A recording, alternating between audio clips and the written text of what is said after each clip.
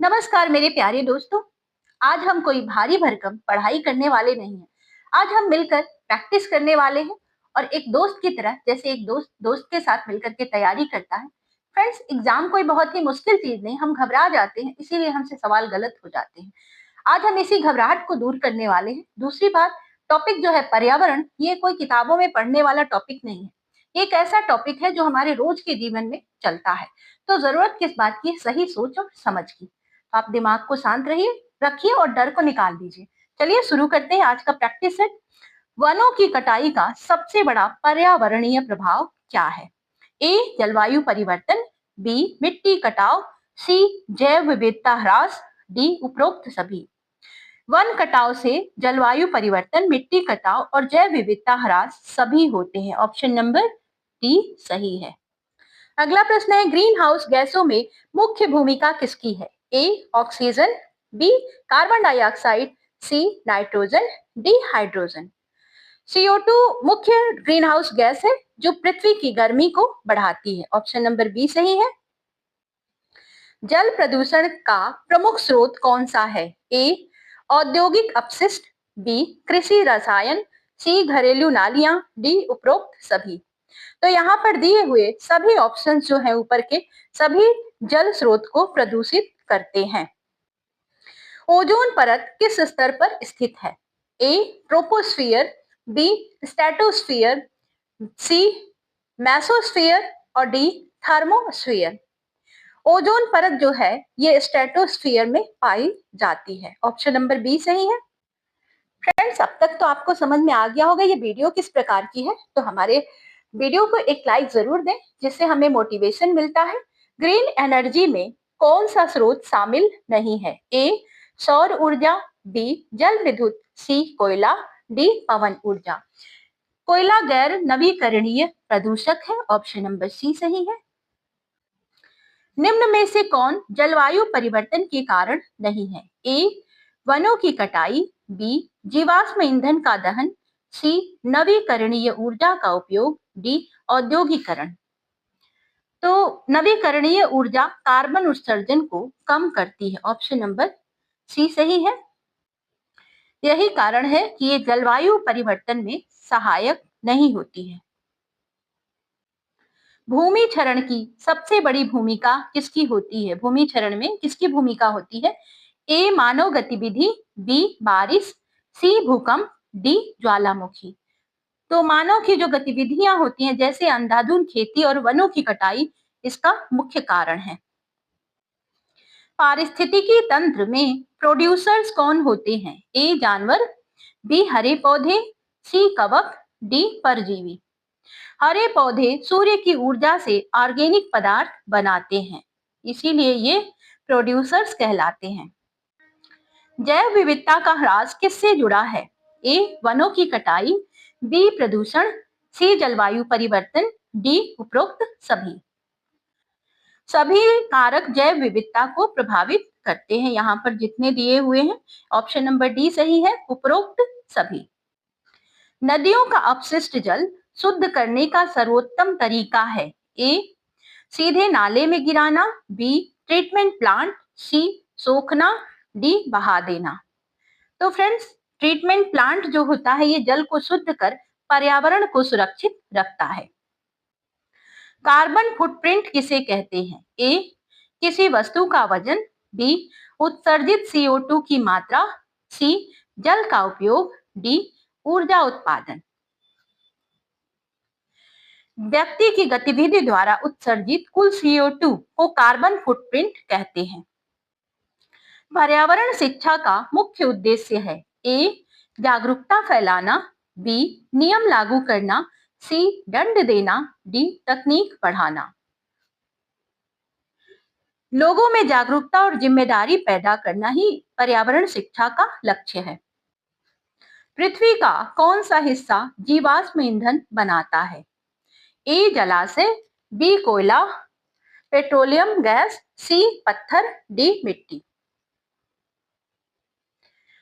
जंगली वनस्पति और जीवाश्म जीव से बने ईंधन जीवाश्म ईंधन बनाता है। जलवायु परिवर्तन की चेतावनी देने वाले प्रमुख वैश्विक सम्मेलन हैं। तो सीओपी सम्मेलन में जलवायु परिवर्तन पर चर्चा होती है। वायु प्रदूषण का सबसे बड़ा स्रोत कौन सा है? ए वाहन, बी उद्योग, सी धुआं और धूल, डी सभी ऊपर। तो सभी जो स्रोत हैं यहाँ पर तीनों, वाहन, उद्योग और धुआं और धूल, ये सभी वायु प्रदूषण में योगदान देते हैं। जैव ईंधन का मुख्य लाभ क्या है? ए प्रदूषण को कम करना, बी ऊर्जा का नवीकरणीय स्रोत, सी CO2 का उत्सर्जन घटाना, डी उपरोक्त सभी। जैव ईंधन प्रदूषण को कम करते हैं और नवीकरणीय ऊर्जा देते हैं। यहाँ पर सभी होगा, उपरोक्त सभी। वनों की कटाई रोकने के लिए कौन सा कानून लागू है?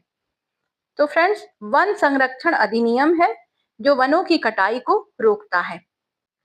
दोस्तों, ये बहुत ही महत्वपूर्ण क्वेश्चन है। क्वेश्चन नंबर 18, मृदा प्रदूषण का मुख्य कारण क्या है? ये बार बार कई एग्जाम्स में पूछा गया है, ध्यान दीजिएगा। प्लास्टिक कचरा, बी है कृषि रसायन, सी औद्योगिक अपशिष्ट, डी उपरोक्त सभी। तो यहाँ पर बच्चे गलती कर देते हैं अक्सर। ये जो सभी स्रोत हैं, ये मृदा प्रदूषण में सभी के सभी योगदान देते हैं। जलवायु परिवर्तन के प्रभाव में कौन सा शामिल नहीं है? तो वनों का बढ़ना नहीं है, बाकी तो सभी हैं, ऑप्शन नंबर सी। और बल्कि जलवायु परिवर्तनों को ये घटाता है। वन अगर ज्यादा हमने लगाए तो फॉरेस्टेशन जो है ये जलवायु परिवर्तन को घटाता है, बाकी सभी हैं। पृथ्वी दिवस कब मनाया जाता है? ये कई एग्जाम्स में पूछ चुका है फ्रेंड्स, पृथ्वी दिवस कब मनाया जाता है? तो ये 22 अप्रैल को मनाया जाता है। अगला प्रश्न है, जैव ईंधन के प्रकार हैं। ए ठोस, बी द्रव, सी गैसीय, डी उपरोक्त सभी। जैव ईंधन तीनों रूपों में हो सकते हैं, ठोस, द्रव और गैसीय। ग्रीन हाउस प्रभाव में कौन सी गैस नहीं आती है? तो यहाँ पर केवल ऑक्सीजन जो है यही ग्रीन हाउस गैस प्रभाव में नहीं आती है, बाकी CO2, CH4 और N2O ये तीनों आती हैं ग्रीन हाउस गैसों में। प्रदूषण नियंत्रण में कौन सा आयोग उत्तरदायी है? ए केंद्रीय प्रदूषण नियंत्रण बोर्ड, बी राज्य सरकार, सी संसद, डी राष्ट्रपति। तो CPCB प्रदूषण को नियंत्रित करता है, इसका फुल फॉर्म जो है केंद्रीय प्रदूषण नियंत्रण बोर्ड। नवीकरणीय ऊर्जा के उदाहरण है। ए सौर्य ऊर्जा, बी पवन ऊर्जा, सी जल ऊर्जा, डी उपरोक्त सभी। तो यहाँ पर दिए हुए जितने ऑप्शन है ये तीनों के तीनों जो हैं ये नवीकरणीय ऊर्जा के स्रोत हैं, इसलिए ऑप्शन नंबर डी सही होगा। ऑप्शन नंबर डी, उपरोक्त सभी। जैव विविधता अधिनियम किस वर्ष लागू हुआ? तो जैव विविधता अधिनियम जो है ये 2002 में लागू हुआ, इसका इम्प्लीमेंटेशन हुआ। प्रदूषण का सबसे छोटा स्तर मापने के लिए उपकरण है। A thermometer, B space matter, C pollution meter, D scale. तो यहाँ पर ये पॉल्यूशन मीटर जो है ये विभिन्न प्रदूषकों के स्तर को मापता है। कचरा प्रबंधन का 3R सिद्धांत है। तो ये जो 3R सिद्धांत है वो रिड्यूस, रीयूज और रिसाइकल है, यही पर्यावरण संरक्षण का आधार भी है। ऑप्शन नंबर ए सही है, रिड्यूस, रीयूज और रिसाइकल। प्राकृतिक आपदा में कौन सा पर्यावरणीय प्रभाव शामिल है? ए बाढ़, बी भूकंप, सी सुनामी। तो यहाँ पर ये जो तीनों हैं ये तीनों के तीनों ऑप्शंस, बाढ़, भूकंप और सुनामी, ये सभी प्राकृतिक आपदाएं पर्यावरण पर असर डालती हैं। ऑप्शन नंबर डी सही है। कार्बन क्रेडिट का उद्देश्य है CO2 का उत्सर्जन को बढ़ाना, बी CO2 उत्सर्जन को घटाना, डी प्रदूषण को बढ़ावा देना, डी वन कटाई बढ़ाना। कार्बन क्रेडिट उत्सर्जन को घटाना ही कार्बन क्रेडिट का उद्देश्य है, CO2 के उत्सर्जन को घटाना। वनों की कटाई रोकने में सबसे प्रभावी तरीका है। ए कानून बनाना, बी जागरूकता फैलाना, सी पौधारोपण और डी उपरोक्त सभी। इसमें ऑप्शन नंबर डी सही है।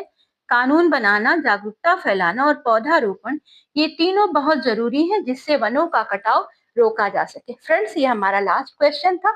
इसी तरह के प्रैक्टिस सेट अगर आप बार बार करेंगे तो आप एग्जाम्स में अच्छा स्कोर कर सकेंगे। सी टेट, यूपी टेट, या अगर आप एमपी टेट की एग्जाम को देने वाले हैं तो आप तीनों में अच्छा स्कोर कर सकेंगे। तो चलिए, हम मिलते हैं आपसे नेक्स्ट वीडियो में। तब तक के लिए गुड बाय। हाँ, चैनल को सब्सक्राइब कर ले जिससे नोटिफिकेशन द्वारा आपको पता चल जाए। वीडियो को शेयर भी करें।